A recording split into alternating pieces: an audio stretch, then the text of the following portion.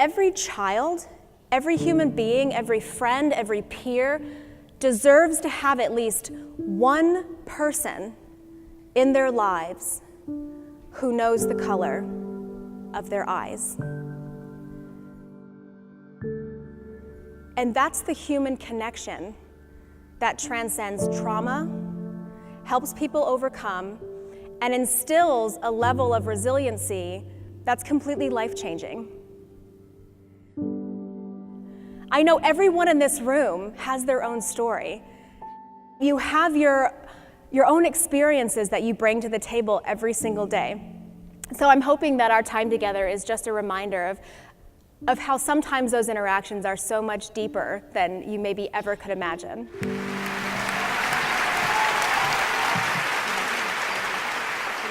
After spending almost a decade in foster care system, Ashley is the author of an international bestseller. She not only survived, but thrived, telling her story in her memoir, 3 Little Words. 3 Little Words is in development to become a major motion picture, and now Ashley has released her second book, which is called 3 More Words.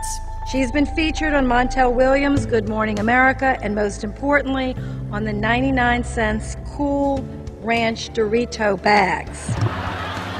She is dedicated to her nonprofit, the Foundation for Sustainable Families. Her story, education, and personal experience give Ashley a unique experience. Ashley was named International Woman of the Year and was one of Glamour magazine's top 10 college women. Ashley has been featured on CNN, Good Morning America, The Today Show, and hundreds of other television, radio, print, and social media outlets. That passion for what you do is what's going to be that game changer. It's not enough to complain about something if you're not willing to be a part of the solution.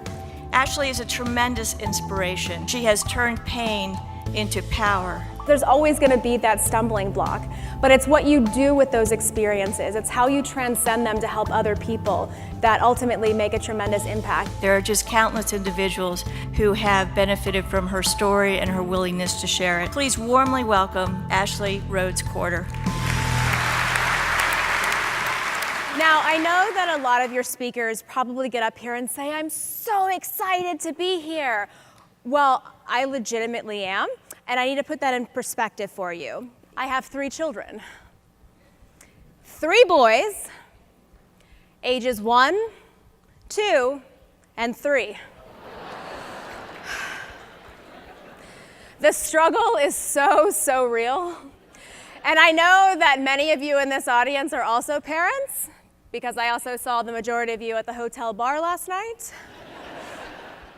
Well, I have a little bit of an untraditional story, but I think it will really resonate with a lot of you. I spent almost 10 years in foster care.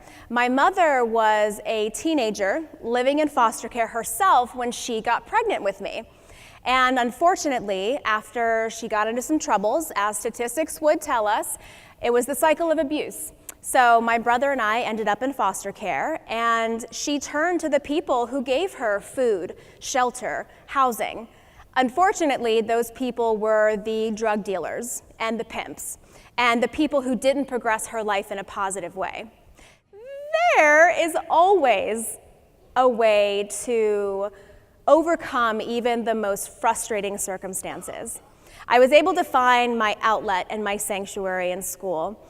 I used to say I acted out academically when I would go back into my foster homes and use bigger words than they understood. And I think everybody has a variety of coping mechanisms that they use to get through their daily lives, to get through their struggles.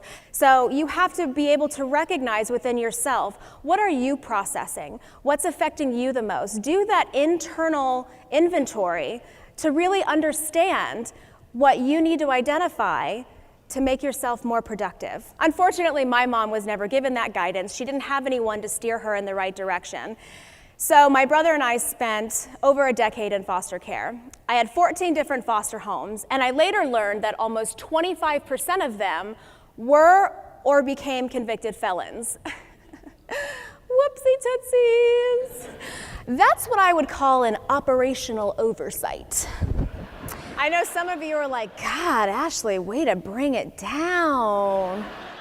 There's a saying that you can never hate someone if you know their story. So even with all of the people in my life that have wronged me, It's been so interesting to understand their stories and their backgrounds and why they're bringing that particular attitude to the table. And sometimes inspiration and that life-turning moment comes when you least expect it. It comes in a really scary package. It comes when you didn't even think that you were ready for it. I was really curious who could have made the biggest difference in my life. So I went through and I started counting all of the supervisors, all of the signatures, all of the different professionals that interacted with my case.